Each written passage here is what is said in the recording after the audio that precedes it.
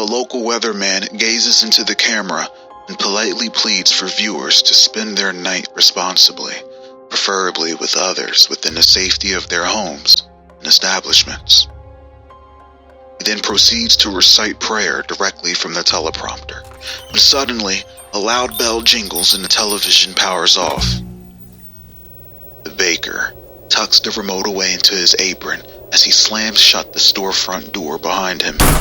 The stench of his cigarette break is carried along by subtle storm winds stirring about outside, soon eradicated by the holy scent of oatmeal raisin from within the bakery. He settles his grizzled scowl on his two apprentice pastry chefs on the clock, both pretending they weren't watching the tiny corner television and were now vigorously organizing fresh-baked cookies under the front of the counter's display case.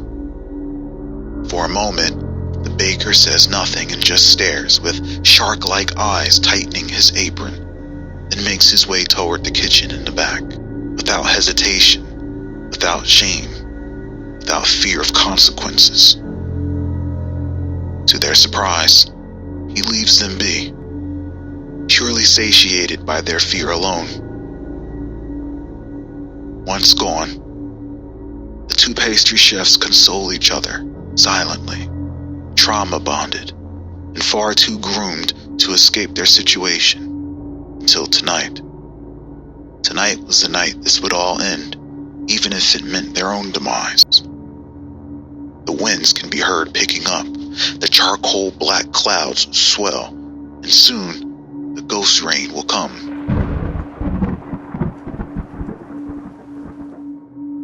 One chef looks at the other, wipes their tears away, and softly whispers, "It's time." As planned, one reaches into the cookie display and seizes entire rows of oatmeal raisin up into their apron and shuffles toward the front door. The other leaps onto a step stool to secure the bell to allow an exit without notice. With one foot in the bakery and one foot out, the pastry chef tosses the entire batch to the trash can sitting out front. And both scurry back behind the counter. Everything was unfolding as planned. Only one more step needed to be taken. The chef brandishes a biscuit cutter and slides it across their inner thigh beneath their shorts. The two then begin to make a ruckus. As expected, the baker storms out from the back, gearing up to distribute his wrath, and discovers the two dealing with their perfectly staged dilemma.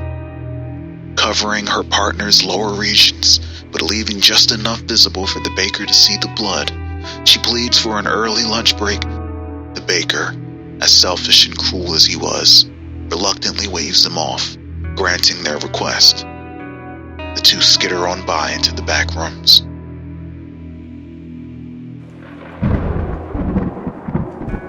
Rolling thunder echoes from outside. A dense ethereal fog can be seen crawling across the shopping center parking lot, and what few cars remaining were now swallowed up in obscurity.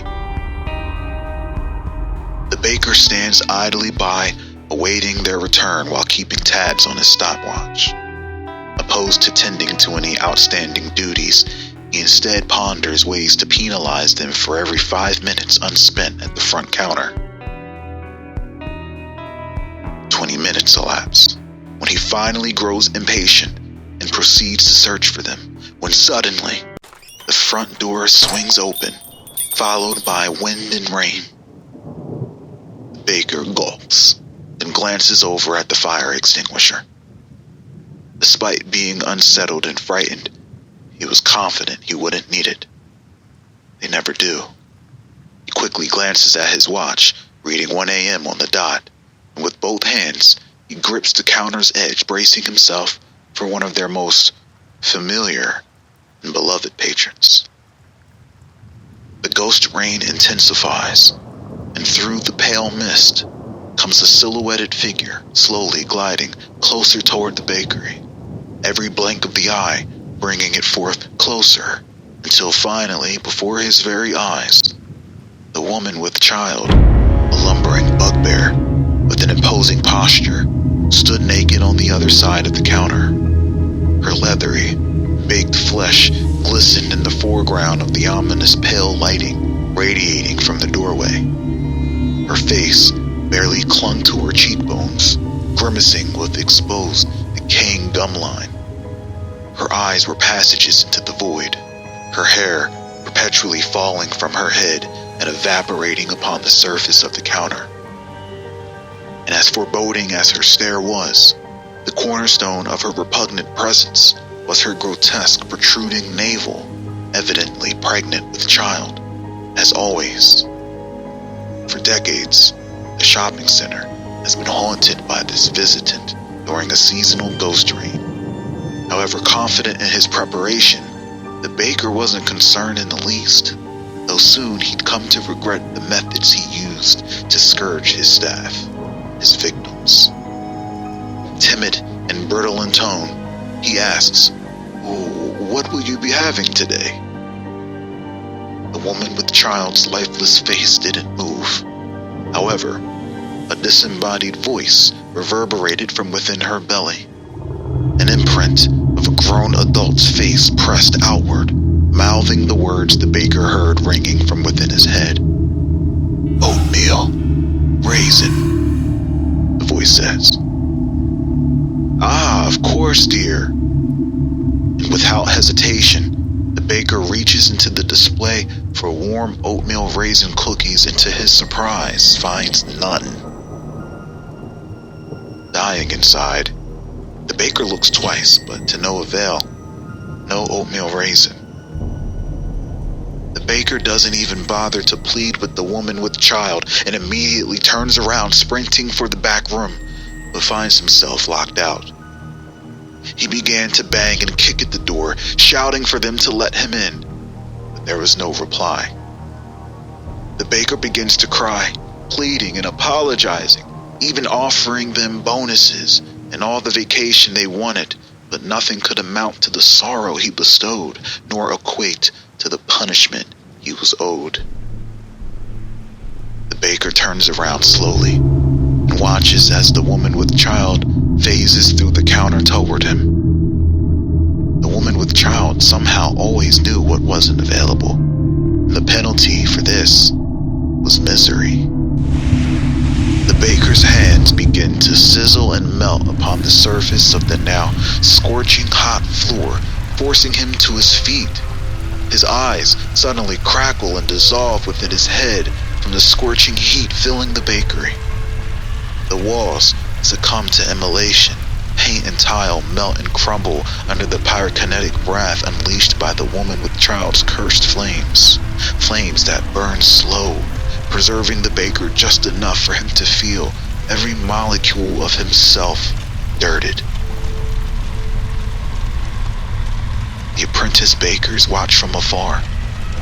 They can see the bakery, along with several other shops, the shopping center, gone ablaze, despite the heavy rainfall. But this was known. Ghost rain never did anything good for anyone. Maybe except for today.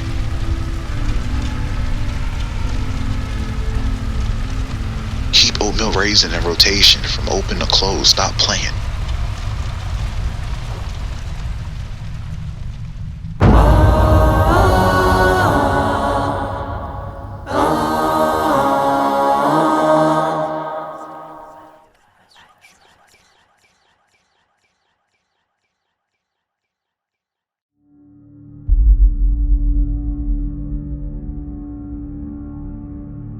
A farmer's market. Wading through a crowd of Saturday morning shoppers, a countryman wanders aimlessly through the market byways, distracted by the strange hairstyles of various city folk perusing used laptops in a nearby stall. Intrigued, he shimmies closer for a better look, but ends up stepping into a river of oncoming traffic. Caught up in the crowd, he realizes his 14-year-old son is no longer in sight and begins to panic, screaming his name. "Walter! Walter!" Somewhere under another pavilion, Walt, strafes through swaths of towering adults until he finds his way to a stall lined with adult magazines and salacious DVD covers with crazy euphemisms for titles. The boy picks up one and eagerly flips through it without shame. The stall master notices from afar, but lets him be, amused by the kid's reactions to the broads popping out of the page, assaulting his innocence. Meanwhile, under the roof of a small office trailer, not far off from the parking lot of the farmer's market, the property manager and their client, a fellow farmer, sit on leather sofas directly across from one another. In unison, both remove their cowboy hats from their heads and place them on their laps. Then the two begin to converse, telepathically. A horsefly, fluttering about, suddenly pops, crushed by the scaling air pressure generated by the swelling psychic energy in the room. 5 hours? That's a hell of a feast, the property manager says, smirking. The farmer nods and replies, hardly, but it's all I can afford for now. The property manager smiles humbly. It's an honor you choose my farm. We're a family business, providing since 1919. He gestures toward a wall of family portraits, accompanied by a collage of framed missing persons posters. Can I get you anything? The farmer declines. The property manager gives his guest a long look, and the two continue to sit in silence.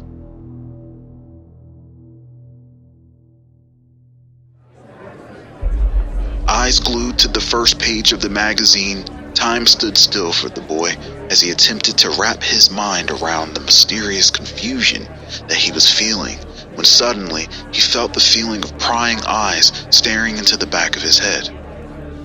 The tiny hairs on the back of his neck stand up and a chill shoots down his back. He turns around immediately, making eye contact with a distant stranger standing in the middle of foot traffic, their body completely obscured by many passerby. The stranger glides closer toward Walt, sparing little breakage in eye contact, a visage focused solely on the boy. How are you? The stranger asks.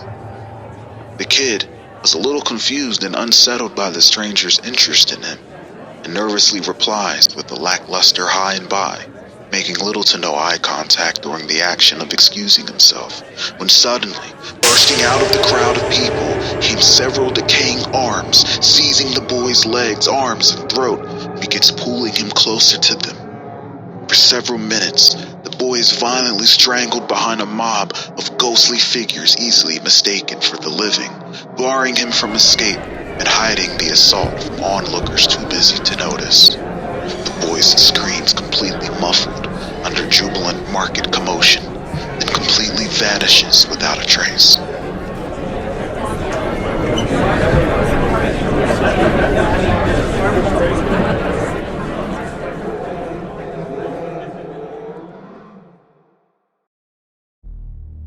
It's none of my business, but Lord, am I curious.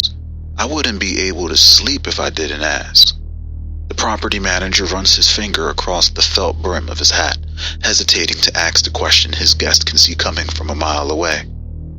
With nearly triple the allotted time my clients typically require, I can't help but wonder how you expect to remain at 2 bodies per hour is all. I mean, you're in here, they're out there. No handlers. And you know my fees will multiply exponentially should you hyperextend our contractual agreement. All I'm saying is, you got a lot of trust in them. The guest nods. I understand your concern, but do not worry. They are simply just slow grazers, the farmer says.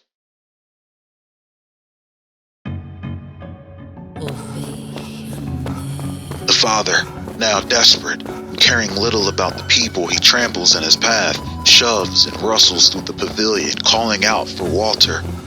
He then leaps up on a table of bootleg bags and footwear in hopes his son will see or hear him, and and to his surprise, he spots his son through the crowd, looking directly at him, in fact. "Walt!" he screams, leaps off of the table, beelining toward him, but doesn't need to go any further because his son appears right beside him amidst a dense crowd of people idly standing about. With a voice not of his own, asks, "How are you?"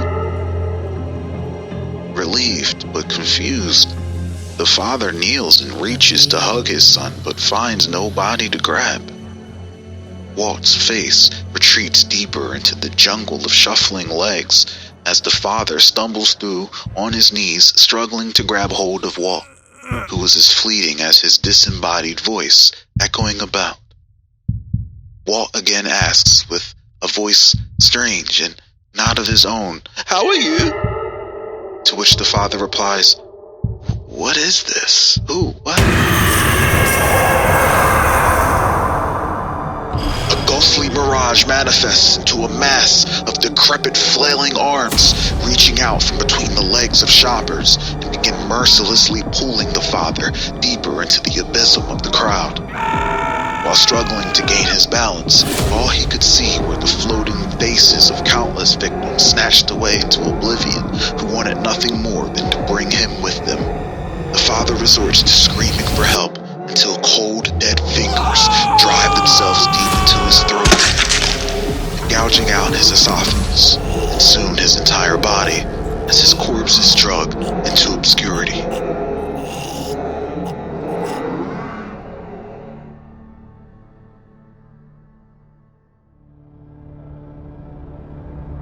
The property manager picks a fleshy giblet from between his teeth.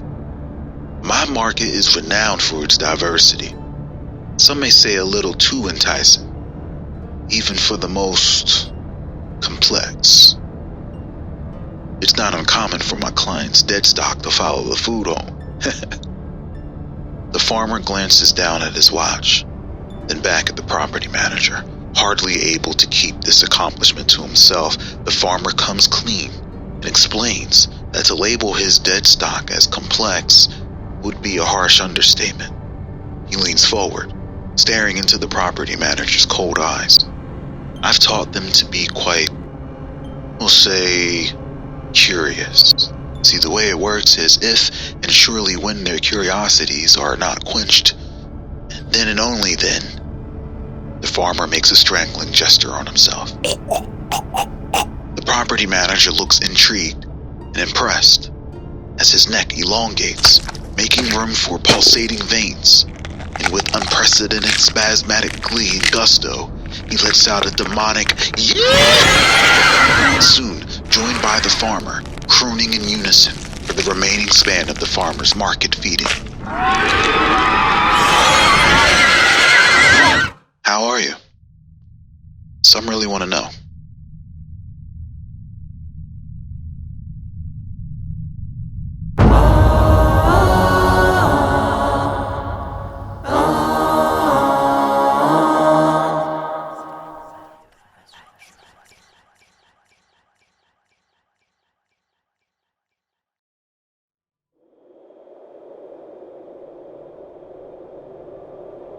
Got him, coach.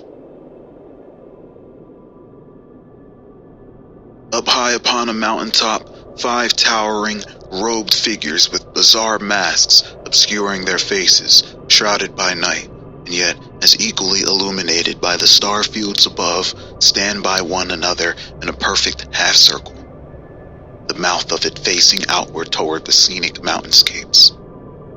Lying before their gigantic, mangled feet, chiseled into the crust of the mountain's scalp, the original constellation, coincidentally identical to the symbol emblematic of their unity, sits.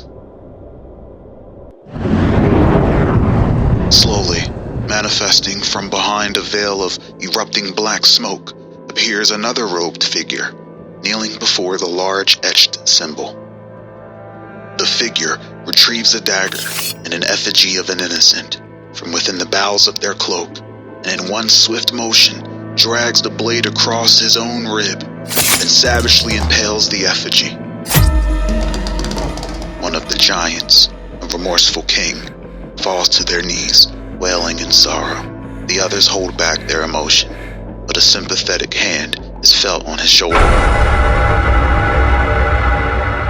The orchestrator of the ritual shoots them both a sharp glare, and both robed figures collect themselves and return to form so that the endeavor could proceed. Just then, the winds pick up, the cloaks begin to flap, and the epicenter of their ritual space spirals open, engulfing the constellation into a vortex. With haste, the master of ceremonies tosses the effigy and dagger into the black hole, and with a primordial grumble, it is received. Just as quickly as it opened, the hole closed, triggering a timely, somber rain.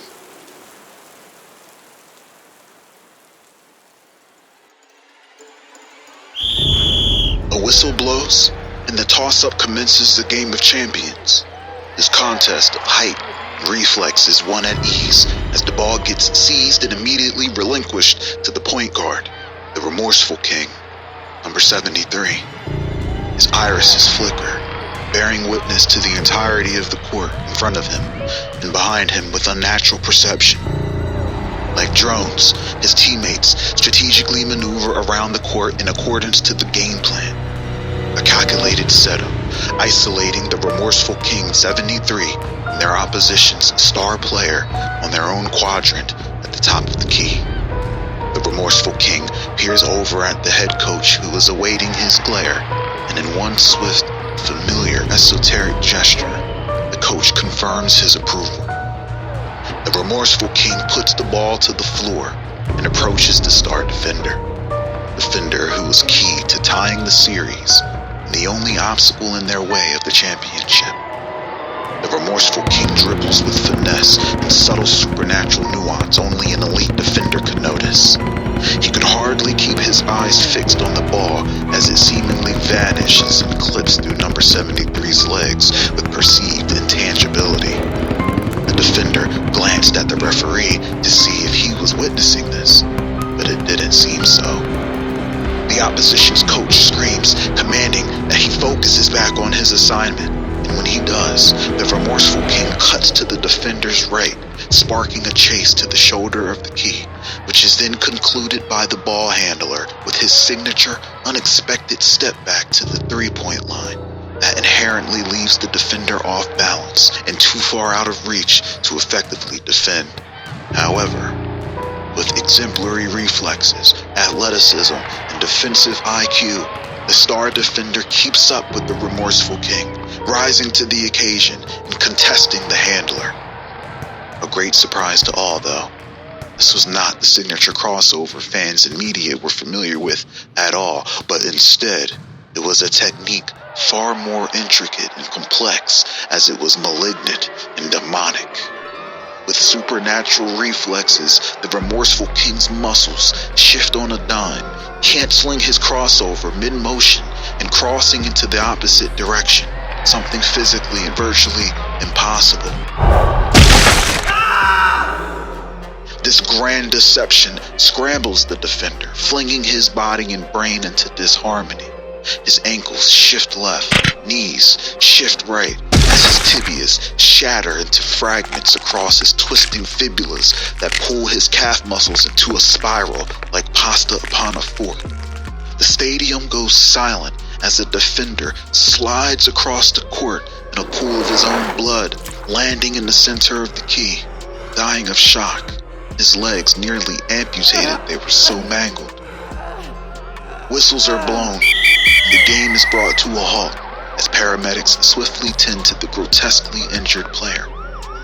Onlookers were in awe, feet gasping at the replays on constant repeat.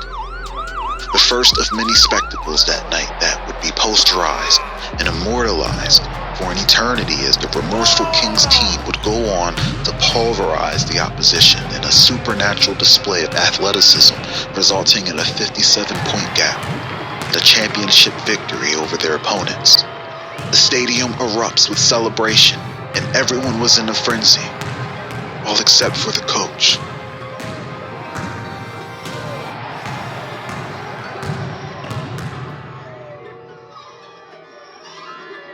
A good change a game. A great coach is a sorcerer.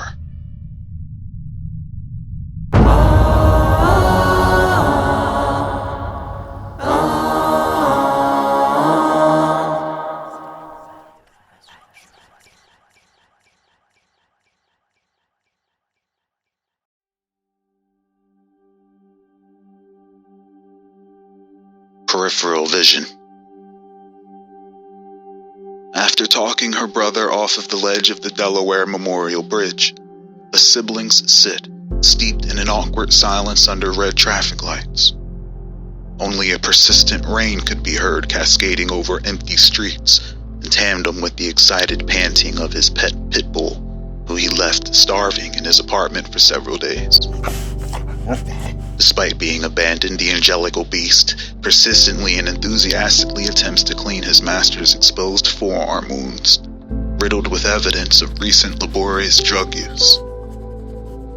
Her brother, addled with weakness, with all his might, nudges the terrier's salted tongue away from him, hardly avoiding her flourishing lick, lapping up the entire side of his face. His sister turns to him with a dull smile. "See? You are loved, and very much needed." She peers into his eyes, recalling simpler times when he was just a boy who was only interested in whatever she was interested in. Her brother sat in silence, and the shame wouldn't allow him to uphold his end of the gaze any longer before turning away to focus on keeping back tears. The light goes green, and they go on their way not too far from home. It was 2:57 a.m. However, still, the roads were emptier than usual.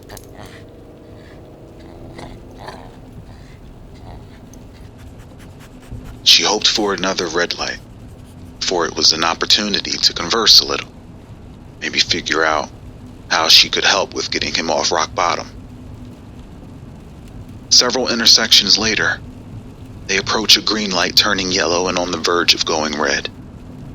Oddly enough, there was a vehicle already under the green light that remained unmoved throughout all the phases of the light.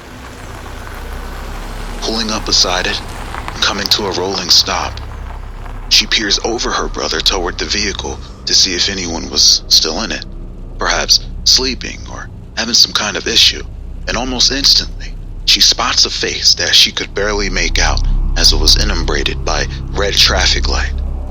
Likely going unnoticed, she immediately and nonchalantly turns away, successfully avoiding any awkward eye contact.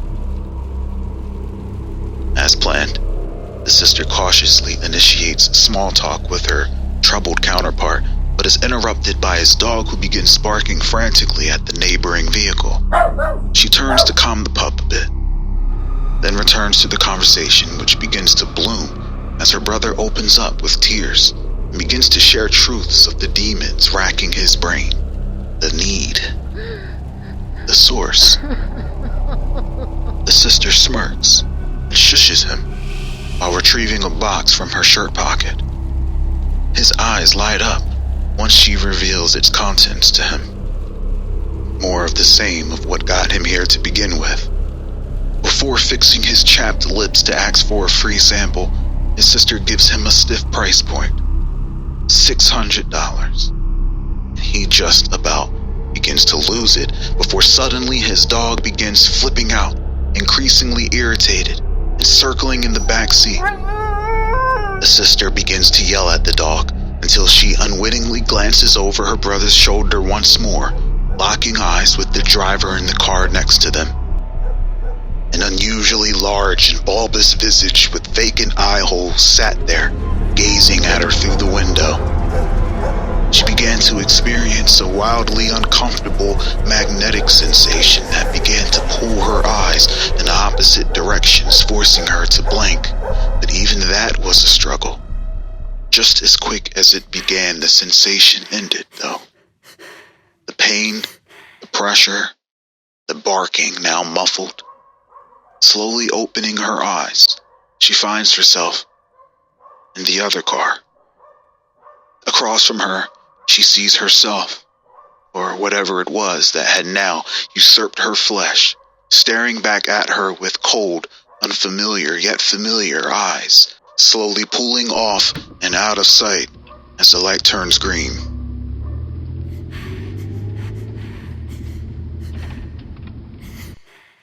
But the inability to shed a tear, let alone move, was harrowing and just wholly unexplainable.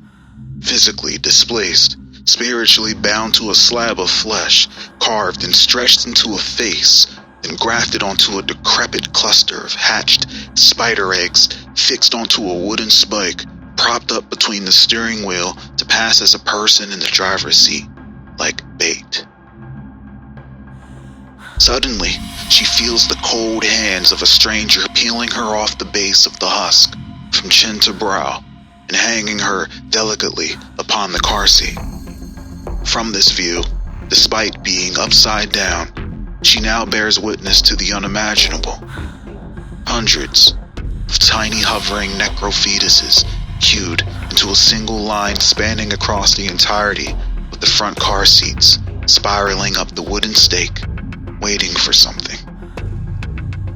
Those cold fingers were attached to that something as a wispy, many-limbed, disembodied head, wrapped with its own long beard, slowly shimmies across the inside ceiling of the vehicle, with it carrying several more face grafts clamped between its teeny tiny pudgy toddler-esque fingers.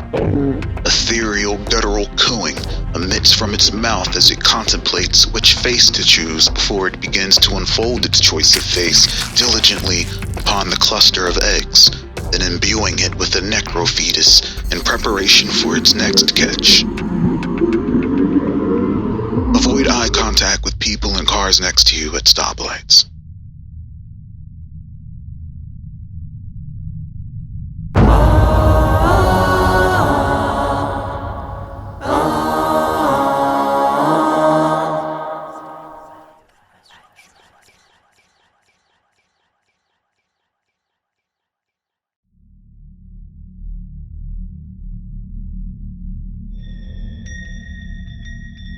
Underpass.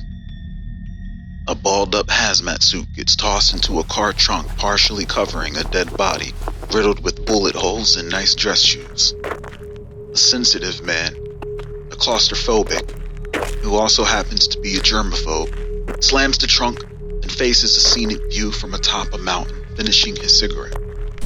He was high-strung and sensitive to heights. He looked forward to leaving.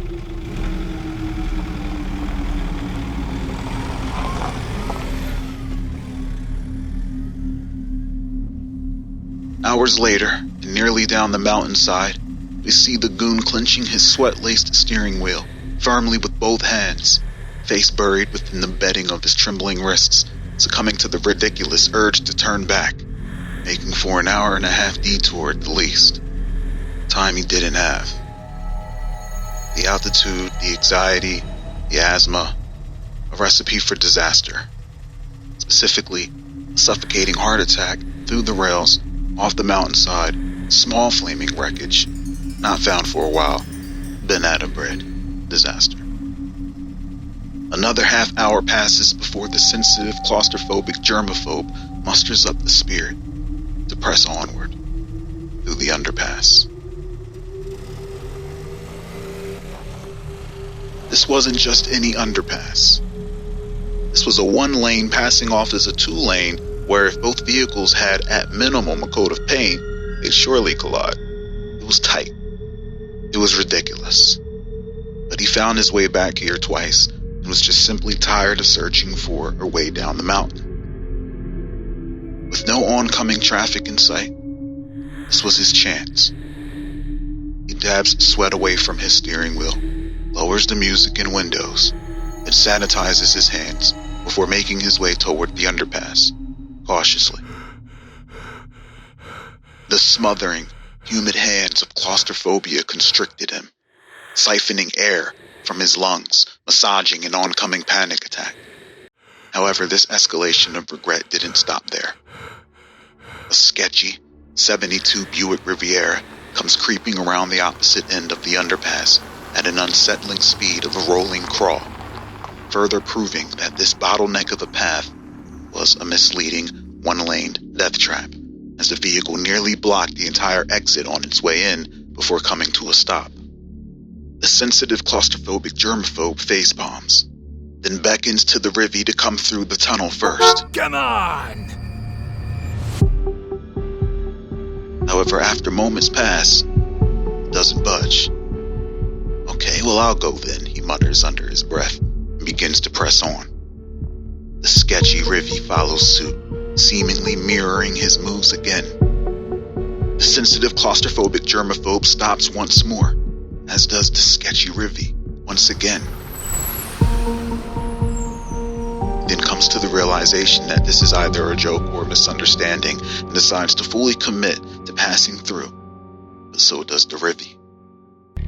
Sweating bullets and with all the focus he can muster, the sensitive claustrophobic germaphobe stays as far as he can to the outside of his lane without losing his passenger side mirror. The Rivy enters the underpass with him, entering a dangerous trajectory of collision. "Why?" he shouts aloud, frustratingly waving his hand at the oncoming driver. Soon he becomes quiet when he notices its tinted windows lowering as they get closer to one another. The two vehicles suddenly begin to slide into one another, scraping and grinding as both drivers lose their side mirrors and come to a slow screeching halt. Astonished and racked with disbelief, the sensitive claustrophobic germaphobe begins shouting into the black abyss of the suspicious vehicle's driver's side, with no perceivable figure in sight, until he spots a swollen, misshapen finger slowly erecting from out of the darkness of the window, pointing as if betokening blame, and with it an ethereal whisper. "Your existence is a late one, and the one is because you are alive." Absolutely stunned by the malignant comment, the sensitive, claustrophobic germaphobe sat there, mouth agape, processing the stranger's baseless assessment of him, when suddenly, out from the 72 Riviera window, an elongated appendage juts outward, reaching straight for his face, and with its wet, deformed fingers wrapped in leprosy, lesions and calluses caked with wispy hairs, the repugnant hand seizes his mouth, clenching both tongue and cheek between its three glazed digits. With an unprecedented feat of strength, fueled by adrenaline and pure disgust, the violated driver pries the hand from his mouth with ease, inadvertently collecting some of that finger goop between his teeth, and without hesitation, floors it, and peels off, exiting the tunnel, gagging, sobbing, and in anguish.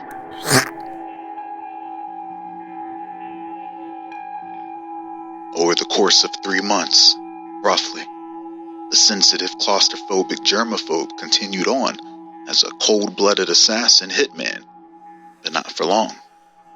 His tongue rotted, swiftly corroding his head from the inside out, a curse that soon spread through the shared Tengu masks circulated during faction meetings, culling the entire network of 200-plus elite assassins soon after.